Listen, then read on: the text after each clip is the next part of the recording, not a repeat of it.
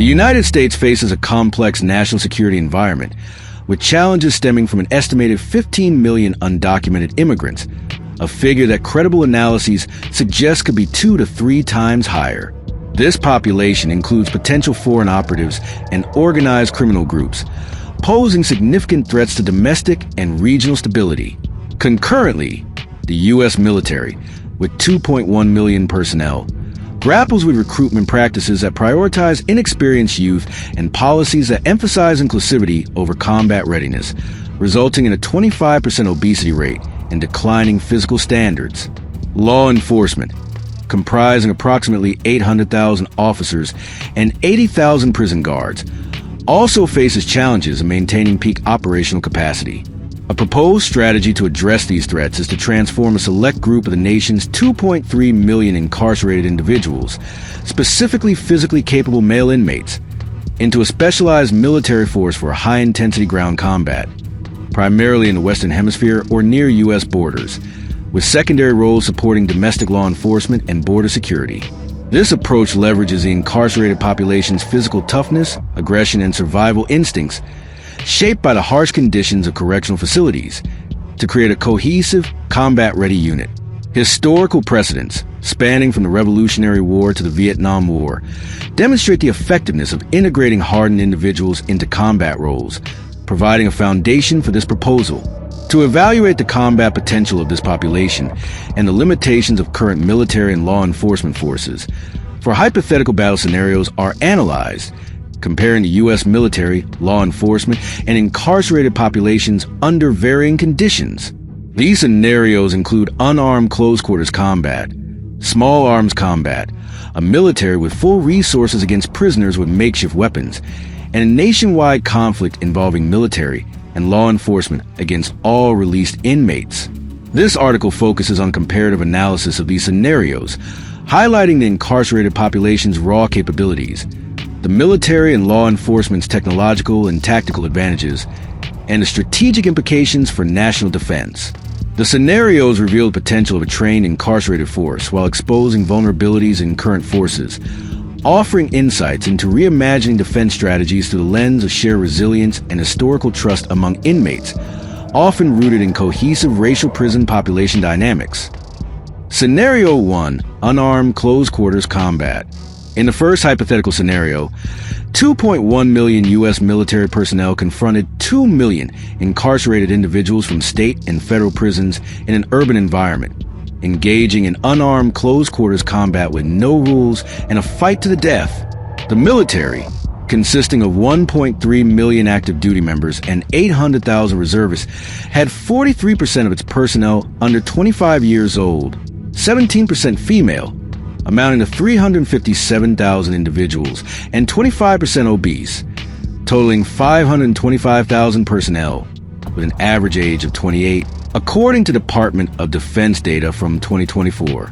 Only 50% of recruits pass initial fitness screenings, and while all receive basic close-quarters combat training, covering strikes, grapples, and defensive maneuvers, only 5%, or 100,000, in specialized units like Rangers or Marines possess advanced skills, as outlined in Army Field Manual 3 to 25.150.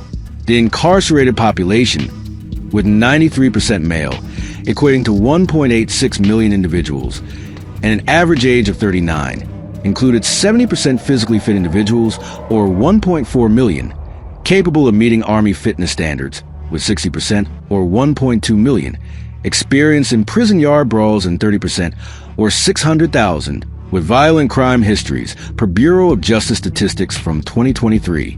Their close-quarters combat experience, involving chokeholds and group attacks, was survival-driven but lacked coordination. The battle unfolded over 5 hours across city streets, alleys, and buildings. Initially, the military formed defensive formations, using discipline and basic close-quarters combat skills to counter prisoner advances. Specialized units targeted gang leaders to disrupt coordination, but the prisoners' physical dominance, with 93% male and 70% fit, overwhelmed weaker military personnel, including female, obese, and non-combat roles. Gang-affiliated inmates, numbering 200,000 to 400,000, employed loose group tactics, exploiting urban terrain for ambushes. By the mid-phase, the military's coordination weakened as prisoners' relentless aggression and endurance, bolstered by an older average age of 39 compared to 28, dominated, eliminating female and obese personnel. In the endgame, the prisoners' 1 million fit male fighters prevailed, leaving 500,000 to 700,000 survivors and no military survivors. The prisoners' victory resulted from their physicality, aggression, and adaptability in chaotic settings, while the military's diverse, less fit composition, and limited close-quarters combat focus were critical weaknesses. This scenario highlights the incarcerated population's potential in physical combat, suggesting that with structured training, they could form a formidable force, as supported by research on prison violence dynamics by Crouch and Marquardt in 1989. Scenario 2, Small Arms Combat. The second scenario involves small arms combat, with both groups using knives, pipes, bats, chains, handguns, semi-automatic rifles, and some automatic weapons in an urban environment. The military's 2.1 million personnel benefited from extensive firearms training, with all members proficient in handguns like the M9 pistol and semi-automatic rifles like the M4 carbine, and 5%, or 100,000, in specialized units trained in dynamic tactics, as detailed in Army Field Manual March 23, 35. However, they're 17% female, totaling 357,000, 25% obese, amounting to 525,000, and 60% non-combat personnel, equating to 1.26 million, limited effectiveness in close-quarters engagements with improvised weapons. The 2 million prisoners, with 93% male and 70% fit, leveraged close-quarters combat experience with shanks and pipes, with 60%, or 1.2 million, involved in such conflicts, and 30%, or 600,000, having some handgun experience from criminal activities, though untrained compared to military standards. Gang networks, numbering 200,000 to 400,000, facilitated scavenging of firearms from fallen soldiers. The 5-hour battle saw the military initially dominate open streets with coordinated rifle fire, but prisoners excelled in alleys and buildings, using knives, bats, and scavenged handguns, estimated at 50,000 to 100,000, with brutal efficiency. The military's female and obese personnel were early casualties, reducing their force to 1.1 million by the mid-phase. Prisoners, despite losing female, totaling 140,000, and unfit inmates, amounting to 400,000, maintained 800,000 fit male fighters, whose aggression and urban adaptability outmatched military discipline. By the endgame, prisoners' relentless close-quarters combat and scavenged firearms secured victory, with 400,000 to 600,000 survivors and no military survivors. The prisoners' success stemmed from their physical dominance and experience with improvised weapons, while the military's structured tactics faltered in chaotic urban combat. This scenario reinforces the incarcerated population's effectiveness in semi-armed engagements, aligning with research on gang-driven violence in unstructured settings by Decker and Pyrus in 2015. Scenario 3, Military with full resources versus prisoners with makeshift weapons. The third scenario pitted the military, equipped with small arms, tanks, jets, artillery, helicopters, and drones, against prisoners armed with shanks, pipes, and scavenging capabilities in an urban-rural battlefield. The military's 2.1 million personnel, with 10% or 210,000 in combat roles and 5% or 100,000 in specialized units, leveraged combined arms tactics, integrating airstrikes, armored assaults, and infantry sweeps as outlined in Army Field Manual 3-0. Their $816 billion budget ensured ample resources, though 17% female and 25% obese personnel were vulnerabilities. The 2 million prisoners, with 93% male and 70% fit, used close-quarters combat skills with 60% or 1.2 million experience and scavenged firearms, estimated at 50,000 to 100,000 from fallen soldiers, but lacked heavy weapons or training. The 4-hour battle began with military airstrikes and artillery barges decimating prisoner groups in open areas. Tanks and infantry secured urban zones, while prisoners retreated to buildings, staging ambushes with shanks and scavenged rifles. Gang-led inmates, numbering 200,000 to 400,000, seized weapons but lacked tactical coordination, falling to military counterattacks. By the mid-phase, prisoners lost 50% or 1 million, including female and unfit inmates, while the military's rear positioning of weaker personnel minimized losses. In the endgame, air and armored assaults eradicated remaining prisoners, leaving 1.8 to 1.9 million military survivors and no prisoner survivors.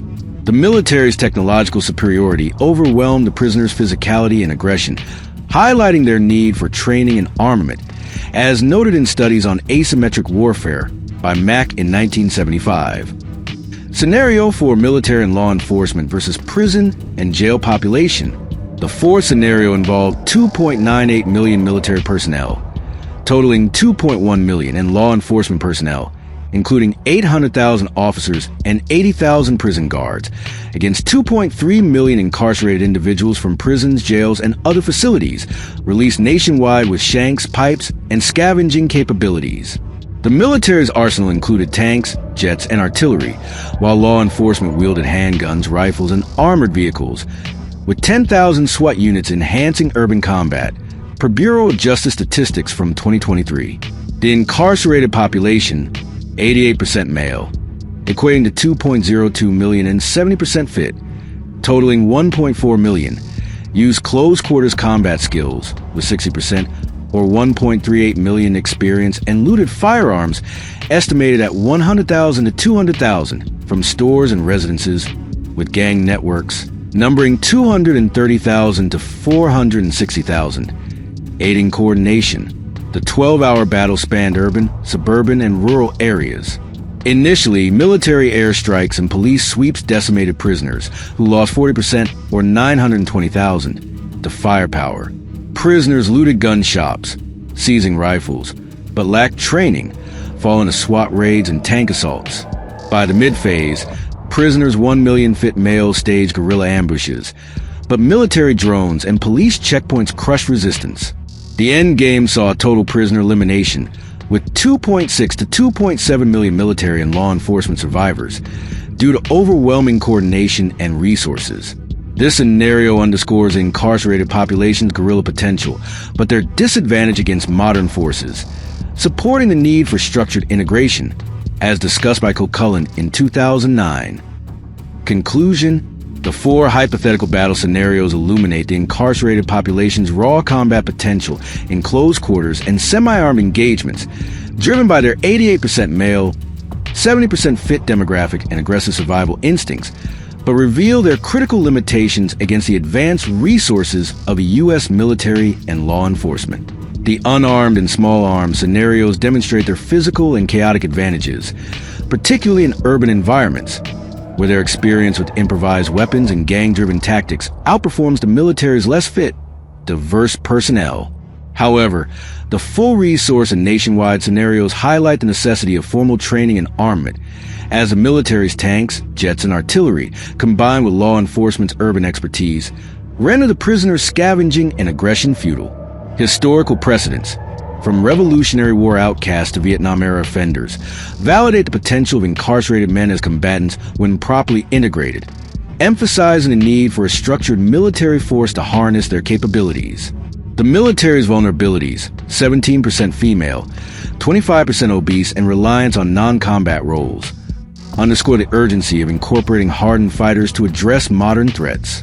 The shared resilience and historical trust among these inmates, often rooted in racial prison population dynamics, enhance their potential for unit cohesion and operational effectiveness.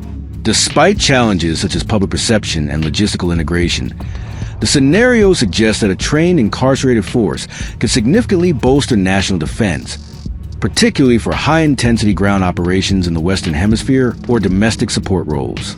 This analysis provides a compelling case for reimagining defense strategies, leveraging the untapped potential of incarcerated men to strengthen the nation's security framework in an era of evolving threats.